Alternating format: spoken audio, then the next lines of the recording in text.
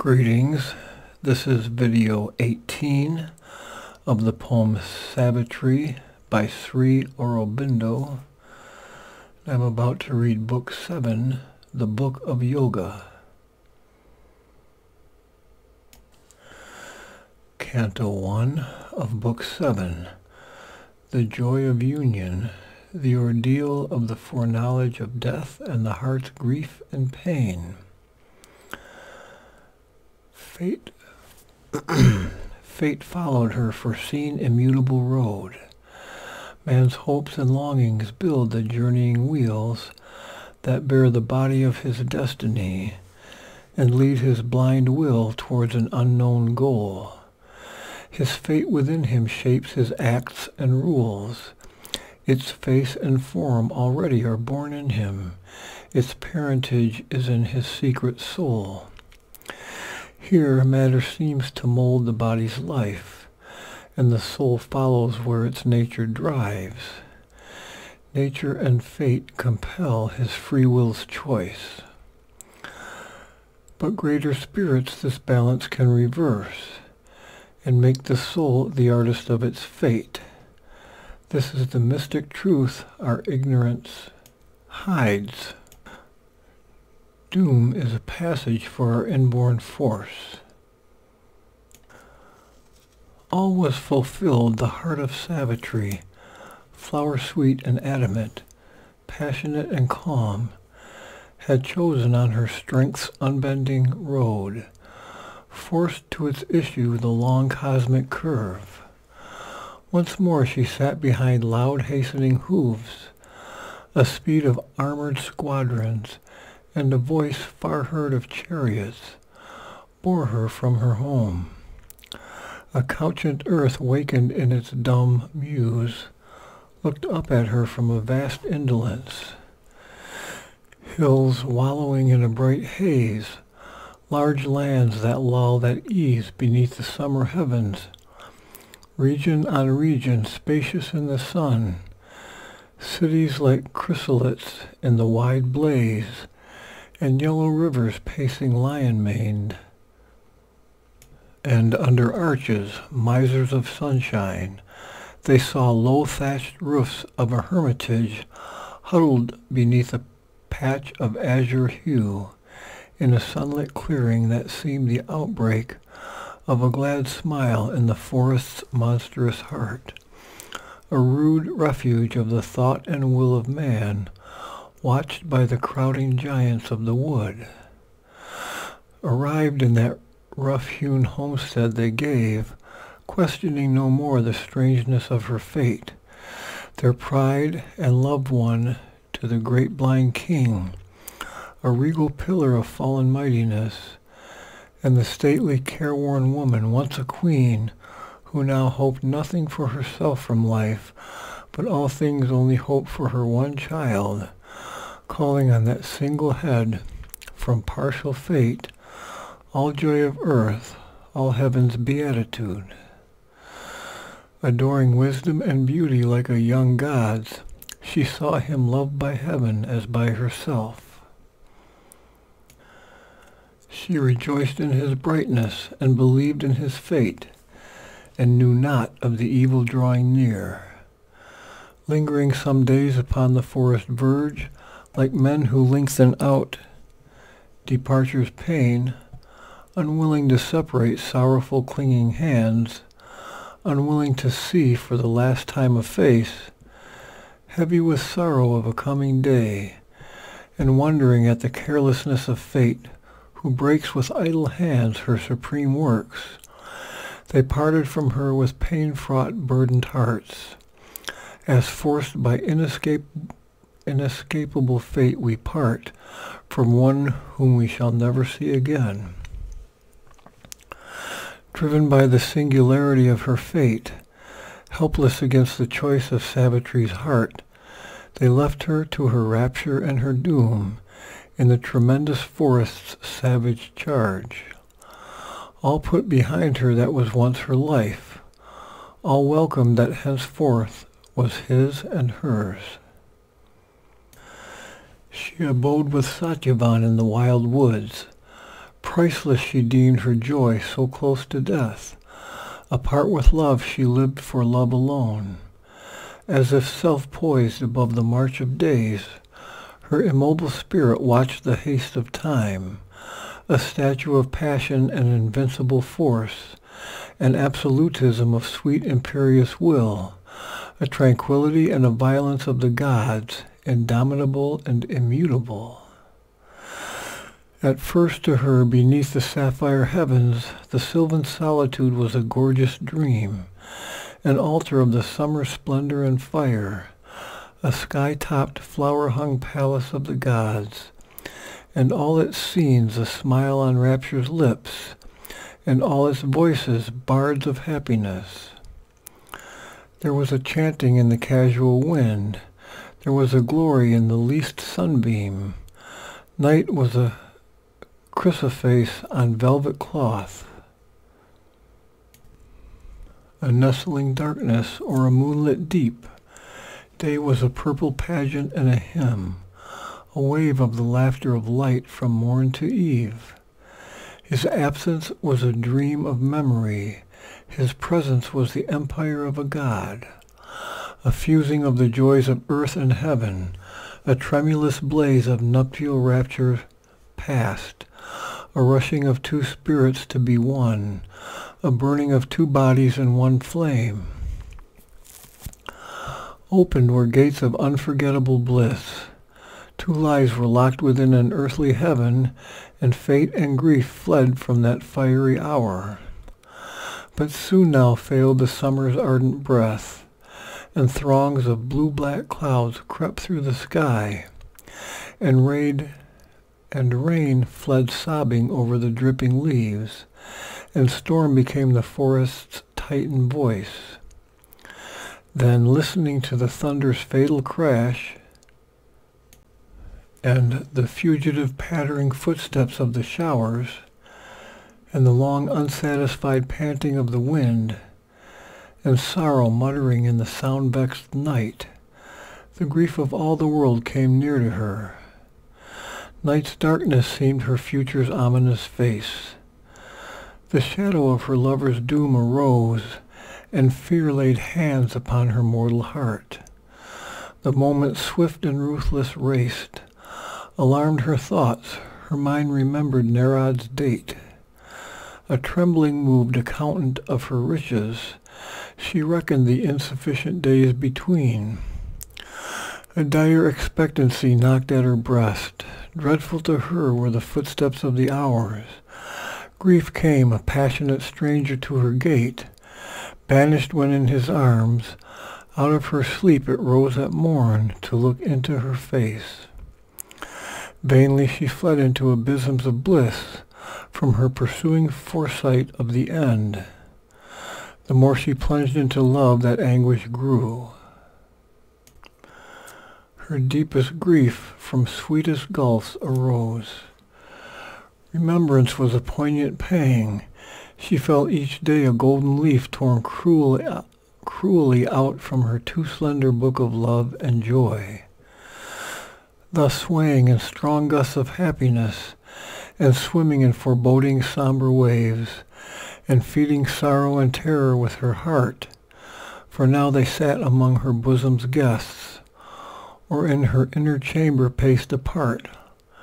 Her eyes stared blind into the future's night. Out of her separate self she looked and saw, moving amid the unconscious faces loved, in mind a stranger though in heart so near, the ignorant smiling world go happily by, upon its way toward an unknown doom, and wondered at the careless lives of men. As in different worlds they walked, though close, they, confident of the returning sun, they, wrapped in little hourly hopes and tasks, she in her dreadful knowledge was alone. The rich and happy secrecy that once enshrined her as if in a silver bower, apart in a bright nest of thoughts and dreams, made room for tragic hours of solitude, and lonely grief that none could share or know, a body seeing the end too soon of joy, and the fragile happiness of its mortal love. Her quiet visage still and sweet and calm, her graceful daily acts were now a mask. In vain she looked upon her depths to find a ground of stillness and the spirit's peace. Still veiled her was the silent being within, who sees life's drama paths with unmoved eyes, supports the sorrow of the mind and heart, and bears in human breasts the world and fate. A glimpse or flashes came, the presence was hid. Only her violent heart and passionate will were pushed in front to meet the immutable doom. Defenseless, nude, bound to her human lot, they had no means to act, no way to save. These she controlled, nothing was shown outside. She was still to them the child they knew and loved. The sorrowing woman they saw not within. No change was in her beautiful motion seen. A worshipped empress all once vied to serve, she made herself the diligent serf of all, nor spared the labor of broom and jar and well, or close gentle tending, or to heap the fire of altar and kitchen, no slight task allowed to others that her woman's strength might do. In all her acts a strange divinity shone.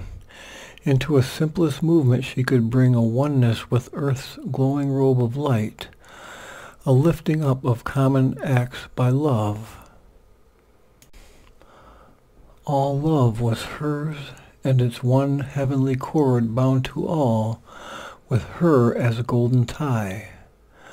But when her grief to the surface pressed too close, these things, once gracious adjuncts of her joy, seemed meaningless to her, a gleaming shell, or were a round, mechanical and void, her body's action shared but not by her will. Always behind this strange divided life, her spirit like a sea of living fire, possessed her lover, and to his body clung, one locked embrace to guard its threatened mate. At night she woke through the slow silent hours, brooding on the treasure of his bosom and face, hung o'er the sleep-bound beauty of his brow, or laid her burning cheek upon his feet. Waking at morn, her lips endlessly clung to his, unwilling ever to separate again, or lose that honeyed drain of lingering joy, unwilling to loose his body from her breast. The warm, inadequate signs that love must use. Intolerant of the poverty of time, her passion, catching at the fugitive hours, willed the expense of centuries in one day, of prodigal love in the surf of ecstasy, or else she strove even in mortal time to build a little room for timelessness by the deep union of two human lives, her soul secluded, shut into his soul. After all was given, she demanded still. Even by his strong embrace unsatisfied, she longed to cry, O tender Satyavan, O lover of my soul, give more of love while yet thou canst. To her thou lovest, imprint thyself for every nerve to keep, that thrills to thee the message of my heart. For soon we part, and who shall know how long, before the great wheel in its monstrous round restore us to each other and our love. Too well she loved to speak a fateful word, and lay her burden on his happy head. She pressed the outsurging grief back into her breast, to dwell within silent, unhelped, alone. But Satyavan sometimes half understood, or felt at least with the uncertain answer of our thought-blinded hearts the unuttered need, the unplumbed abyss of her deep passionate want. All of his speeding days that he could spare from labor in the forest hewing wood, and hunting food in the wild sylvan glades, and service to his father's sightless life, he gave to her and helped to increase the hours by the nearness of his presence and his clasp, and lavish softness of heart-seeking words, and the close beating felt of heart on heart. All was too little for her bottomless need. If in his presence she forgot a while, grief filled his absence with its aching touch. She saw the desert of her coming days, imaged in every solitary hour. Although with a vain imaginary bliss of fiery union through death's door of escape, she dreamed of her body robed in funeral flame, she knew she must not clutch that happiness to die with him and follow, seizing his robe across our other countries, travelers glad into the sweet or terrible beyond. For those sad parents still would need her here to help the empty remnant of their day. Often it seemed to her the age's pain had pressed their quintessence into her single woe, concentrating in her a tortured world. Thus in the silent chamber of her soul, cloistering her love to live with secret grief, she dwelt like a dumb priest with hidden gods, unappeased by the wordless offering of her days, lifting to them her sorrow like frankincense, her life the altar, herself the sacrifice. Yet ever they grew into each other more, until it seemed no power could rend apart, since even the body's walls could not divide. For when he wandered in the forest, oft her conscious spirit walked with him and knew his actions as if in herself he moved.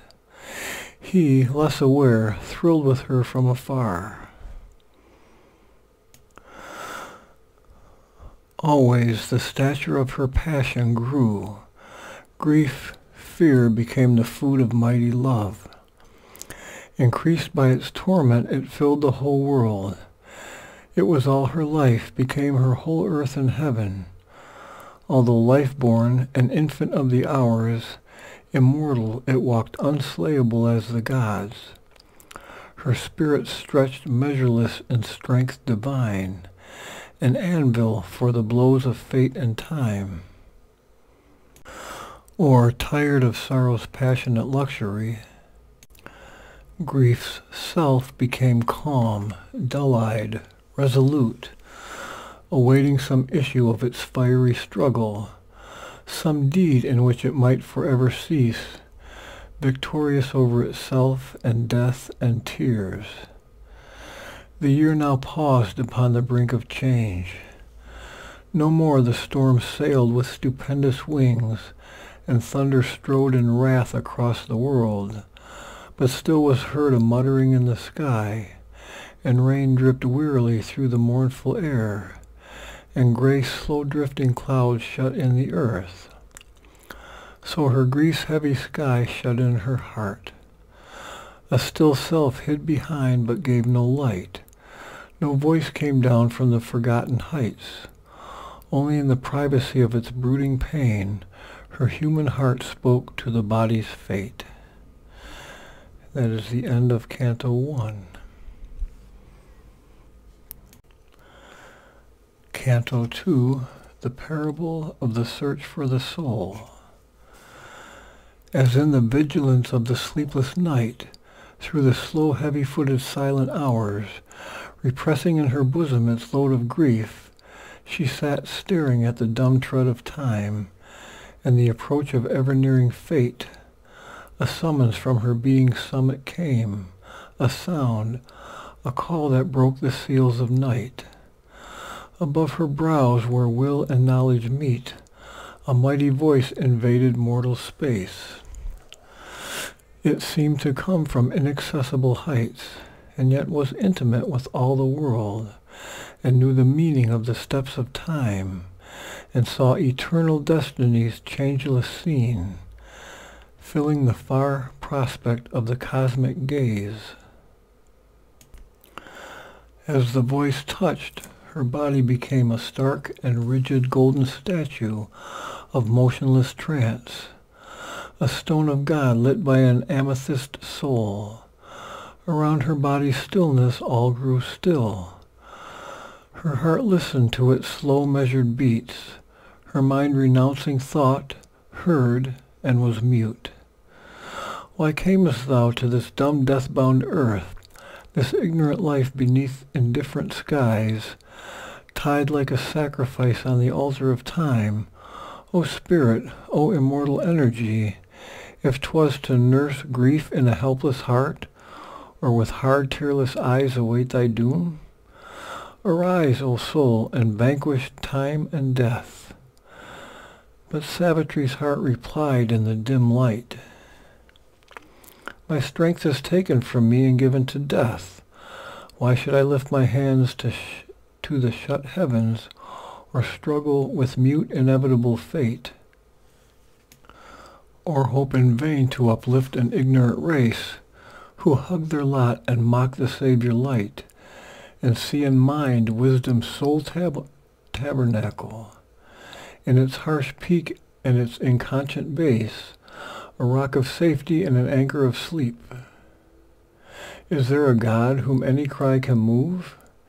He sits in peace and leaves the mortal's strength impotent against his calm, omnipotent law, and in conscience, and the almighty hands of death.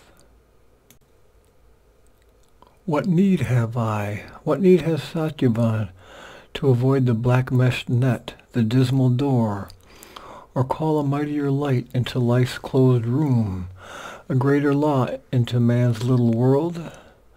Why should I strive with earth's unyielding laws, or stave off death's inevitable hour?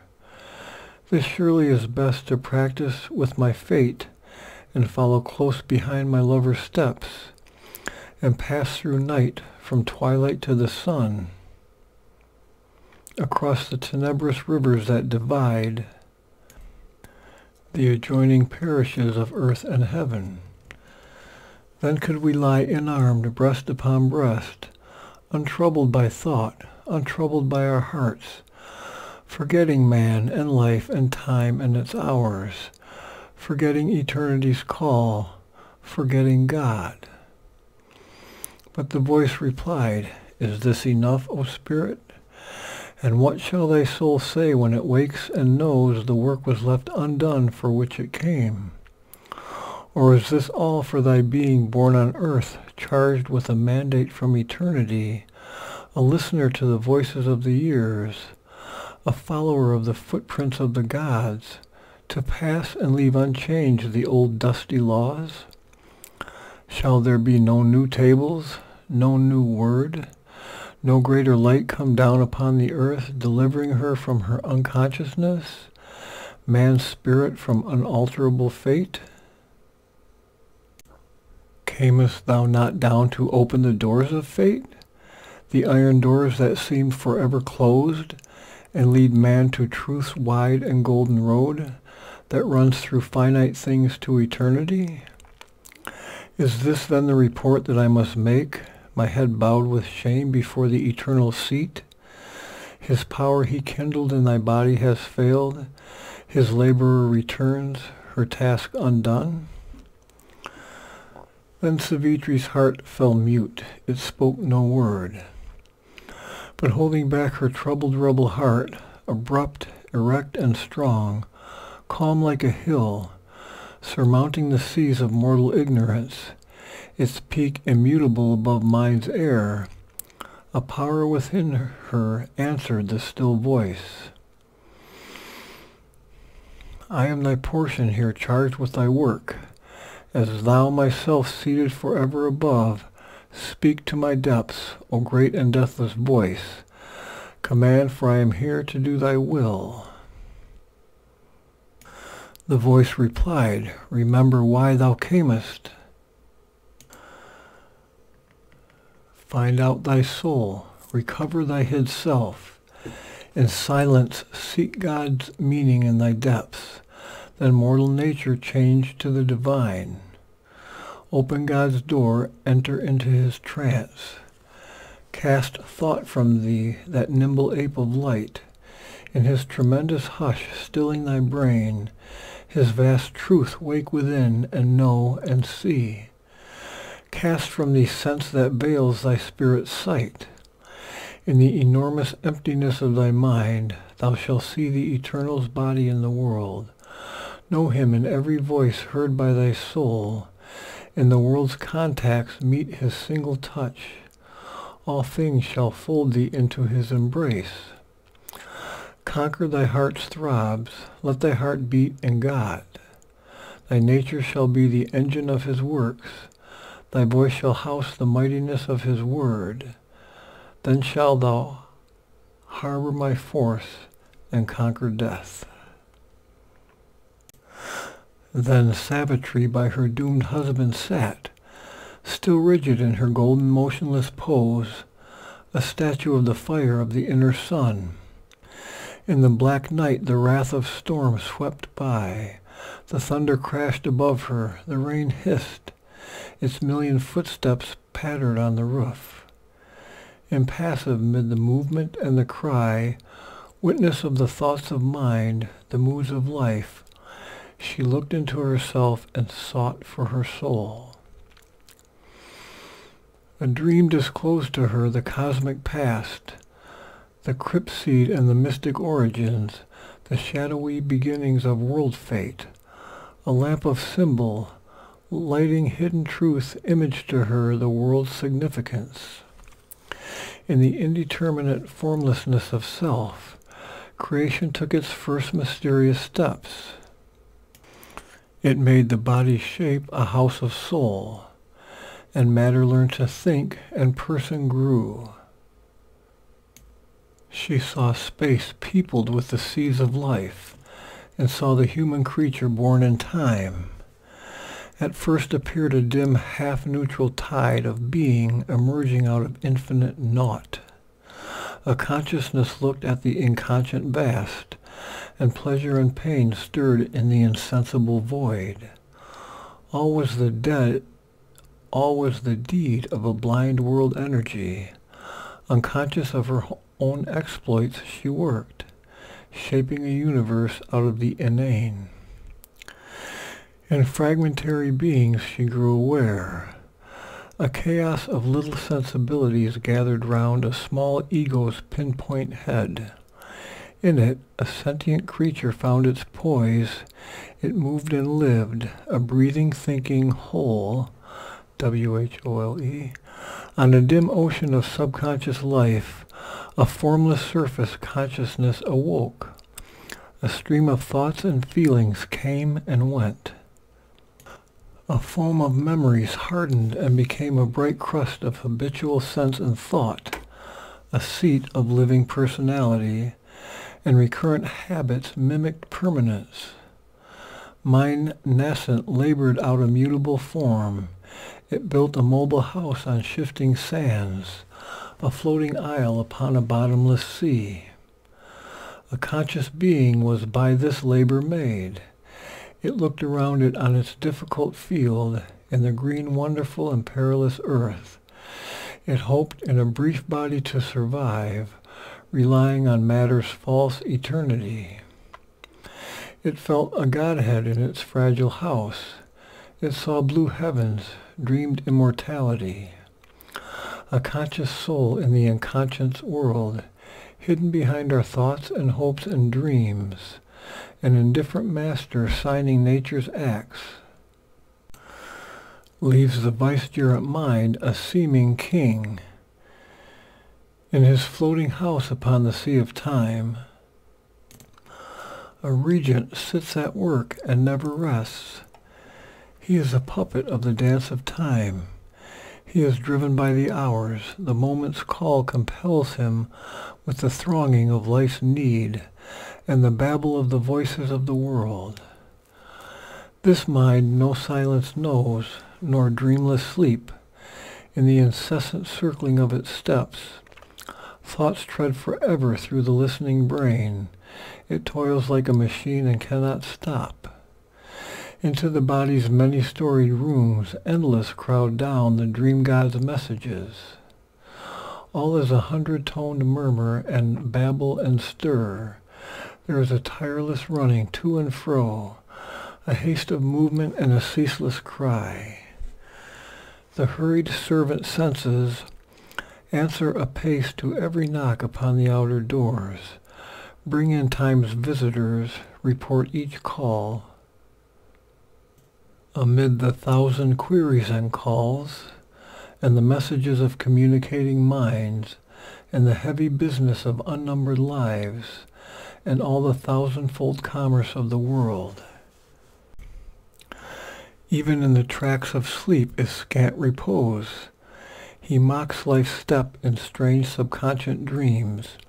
He strays in a subtle realm of symbol scenes.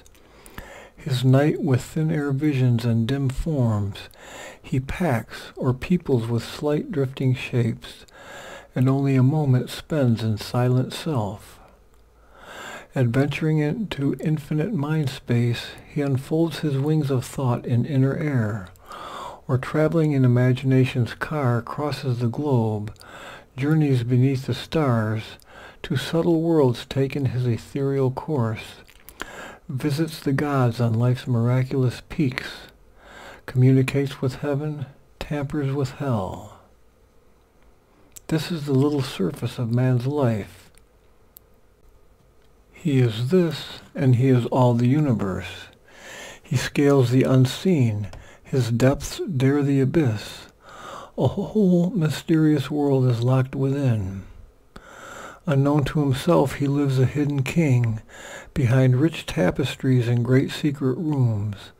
An epicure of the spirit's unseen joys, he lives on the sweet honey of solitude, a nameless god in an unapproachable fane, in the secret adytum of his inmost soul.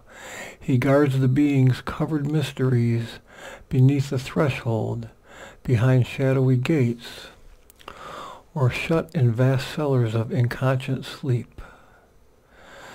The immaculate divine, all-wonderful, casts into the argent purity of his soul his splendor and his greatness and his light of self-creation in time's infinity as into a sublimely mirroring glass. Man in the world's life works out the dreams of God. But all is there, even God's opposites. He is a little front of nature's works, a thinking outline of a cryptic force. All she reveals in him that is in her. Her glories walk in him and her darkness. Man's house of life holds not the gods alone. There are occult shadows, there are tenebrous powers, inhabitants of life's ominous nether rooms, a shadowy world's stupendous denizens. A careless guardian of his nature's powers, man harbors dangerous forces in his house. The Titan and the Fury and the Jinn lie bound in the subconscious cavern pit, and the beast grovels in his antler den. Dire mutterings rise and murmur in their drowse. Insurgent sometimes raises its huge head, a monstrous mystery lurking in life's deeps. The mystery of dark and fallen worlds. The dread visages of the adversary kings.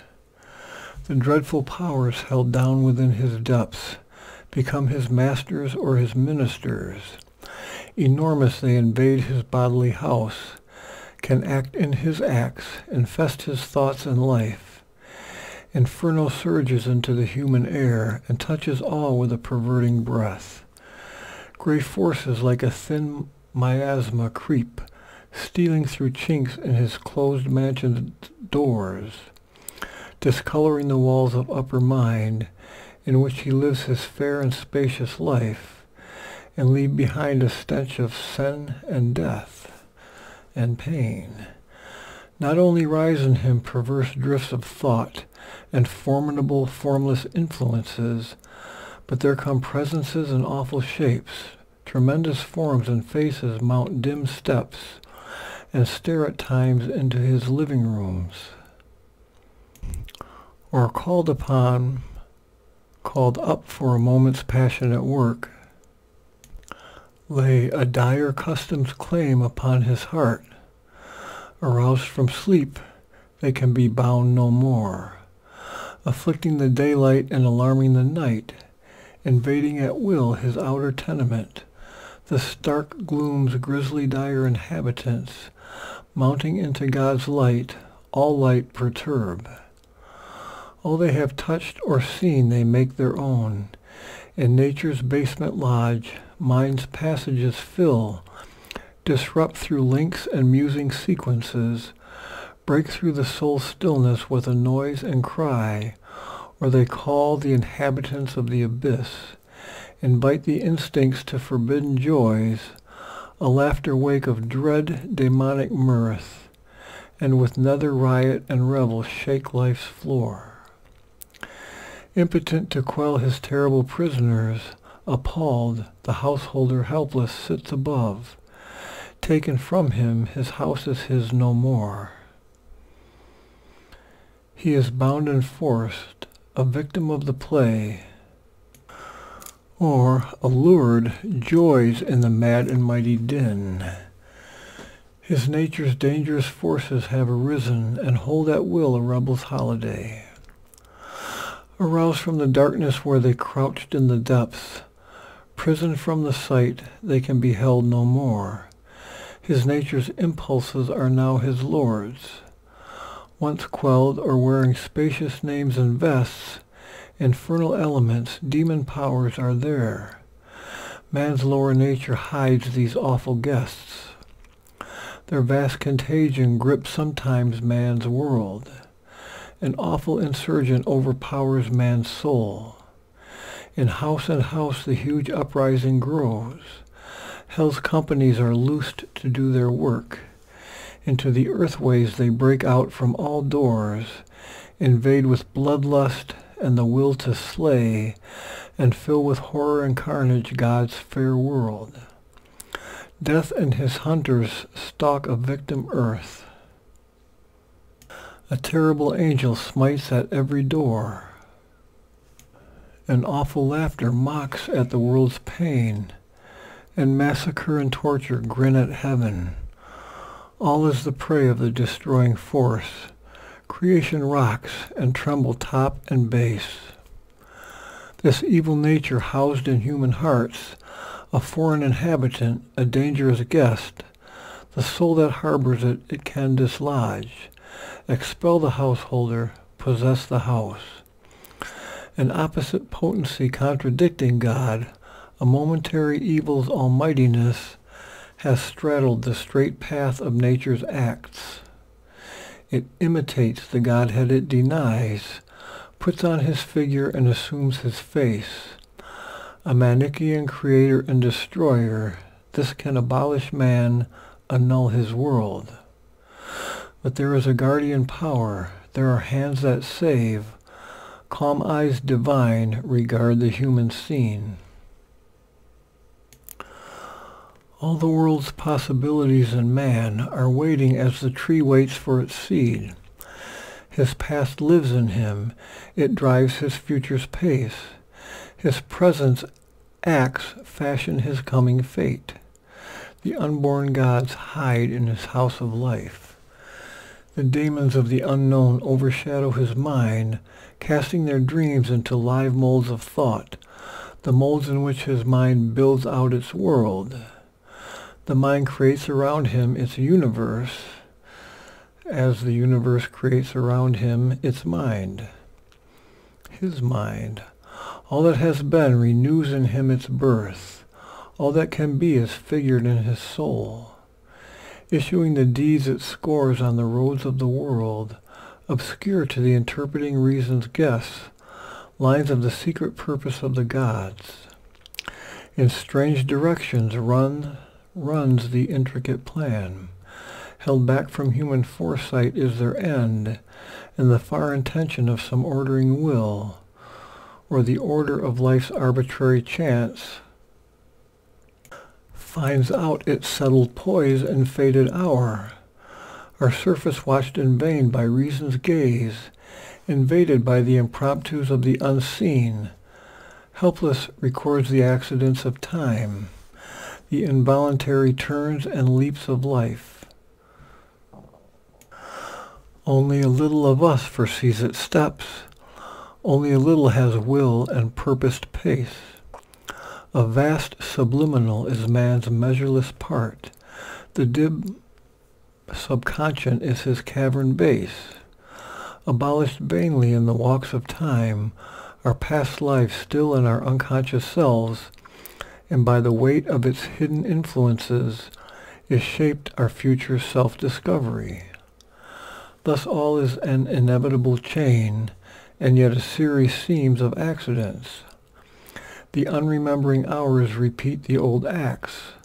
Our dead past round our future's ankles clings, and it drags back the new nature's glorious stride. Or from its buried corpse old ghosts arise, old thoughts, old longings, dead passions live again, recur in sleep or move the waking man, to words that force the barrier of the lips, to deeds that suddenly start and overleap his head of reason and his guardian will.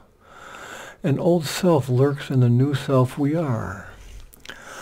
Hardly we escape from what we once had been. In the dim gleam of habit's passages, in the subconscious darkling corridors, all things are carried by the porter nerves, and nothing checked by subterranean mind, unstudied by the guardians of the doors, and passed by a blind, instinctive memory. The old gang dismissed, old cancelled passports serve. Nothing is wholly dead that once had lived. In dim tunnels of the world's being and in ours, the old rejected nature still survives. The corpses of its slain thoughts raise their heads and visit mind's nocturnal walks in sleep. Its stifled impulses breathe and move and rise. All keeps a phantom immortality. Irresistible are nature's sequences. The seeds of sins renounced sprout from hid soil. The evil cast from our hearts once more we face. Our dead selves come to slay our living soul. A portion of us lives in present time. A secret mass in dim inconscience gropes. Out of the inconscient and subliminal arisen, we live in mind's uncertain light and strive to know and master a dubious world whose purpose and meaning are hidden from our sight. Above us dwells the superconscious God, hidden in the mystery of his own light. Around us is a vast of ignorance, lit by the uncertain ray of human mind. Below us sleeps the inconscious, dark and mute. But this is only matter's first self-view, a scale and series in the ignorance. This is not all we are or all our world. Our greater self of knowledge waits for us, a supreme light in the truth-conscious vast. It sees from summits beyond thinking mind. It moves in a splendid air transcending life. It shall descend and make earth's life divine. Truth made the world, not a blind nature force. For here are not our large diviner heights. Our summits in the superconscious blaze are glorious with the very face of God. This is our aspect of eternity. This is the figure of the God we are. His young, unaging look on deathless things. His joy in our escape from death and time. His immortality and light and bliss. Our larger being sits behind cryptic walls. There are greatnesses hidden in our unseen parts that wait the hour to step into life's front. We feel an aid from deep indwelling gods. One speaks within, light comes to us from above. Our soul from its mysterious chambers acts. Its influence pressing on our heart and mind pushes them to exceed their mortal selves. It seeks for good and beauty and for God. We see beyond self's walls our limitless self. We gaze through our world's glass at half-seen vasts. We hunt for the truth behind apparent things. Our inner mind dwells in a larger light. Its brightness looks at us through hidden doors. Our members luminous grow, and wisdom's face appears in the doorway of the mystic ward. When she enters into our house of outward sense, then we look up and see above her sun, a mighty life-self with its inner powers, supports the dwarfish modicum we call life. It can graft upon our crawl 2 puissant wings. Our body's subtle self is throned within, in its viewless palace of veridical dreams, that are bright shadows of the thoughts of God. In the prone obscure beginning of the race, the human grew in the bowed ape-like man. He stood erect, a godlike form and force, and a soul's thoughts looked out from earth-born eyes. Man stood erect, he wore the thinker's brow. He looked at heaven and saw his comrade stars. A vision came of beauty and greater birth, slowly emerging from the heart's chapel of light, and moved in a white lucent air of dreams. He saw his being's unrealized vastnesses. He aspired and housed the nascent demigod. Out of the dim recesses of the self, the occult seeker into the open came. He heard the far and touched the intangible. He gazed into the future and the unseen. He used the powers earth instruments cannot use, a pastime made of the impossible. He caught up fragments of the omniscient's thought. He scattered formulas of omnipotence. Thus man in his little house made of earth's dust grew towards an unseen heaven of thought and dream, looking into the vast vistas of his mind on a small globe dotting infinity. At last, climbing a long and narrow stair, he stood alone on the high roof of things and saw the light of a spiritual sun. Aspiring, he transcends his earthly self. He stands in the largeness of his soul newborn, redeemed from encirclement by mortal things, and moves in a pure, free spiritual realm, as in the rare breath of a stratosphere. A last end of far lines of divinity, he mounts by a frail thread to his high source. He reaches his fount of immortality. He calls the Godhead into his mortal life. All this the Spirit concealed had done in her. A portion of the mighty Mother came into her as into its own human part. Amid the cosmic workings of the gods, it marked her the center of a wide-drawn scheme, dreamed in the passion of her far-seeing spirit, to mold humanity into God's own shape, and lead this great, blind, struggling world to light, or a new world discover or create. Earth must transform herself in equal heaven, or heaven descend into earth's mortal state.